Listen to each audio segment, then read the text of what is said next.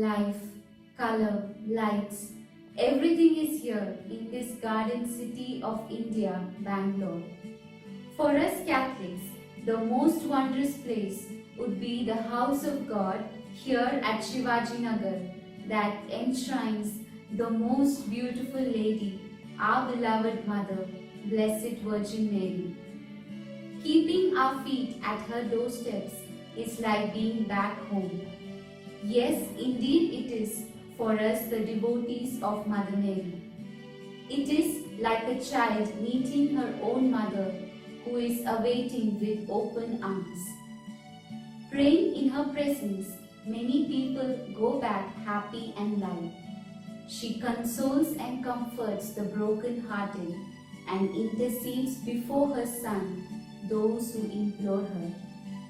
Rightly so, for we have a mother who sets off in haste to meet us in our needs. On this occasion, let me highlight to you the presence of Our Lady in the history of Bangalore. It was in 17th century that few Christians from Tamil Nadu came to this fertile land of Bangalore. The pleasant atmosphere, the rich soil was the cause for them to settle down here.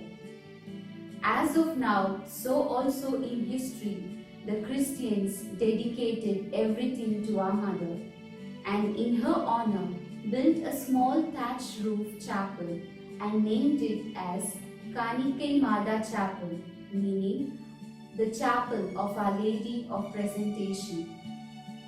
In 18th century, the British seized this land, and in this troop was a priest named Father Jean who renovated and rebuilt this chapel.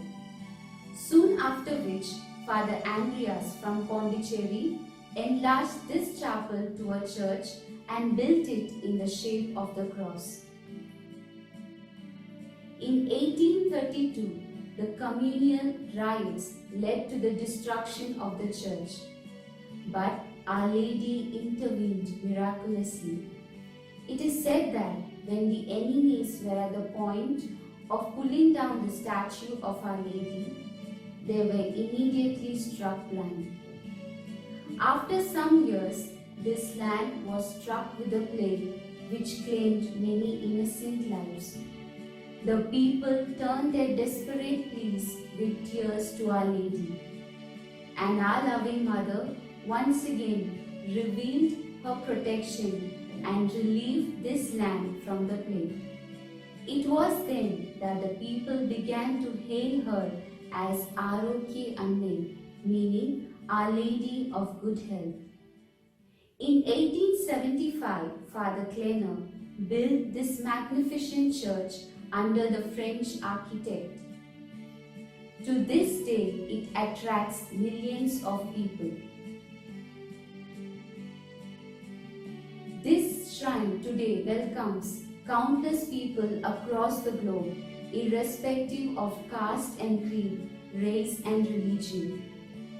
Mother Mary Feast, which is celebrated on 8th September, is preceded with 9 days of novena, which is flocked by the devotees of hers.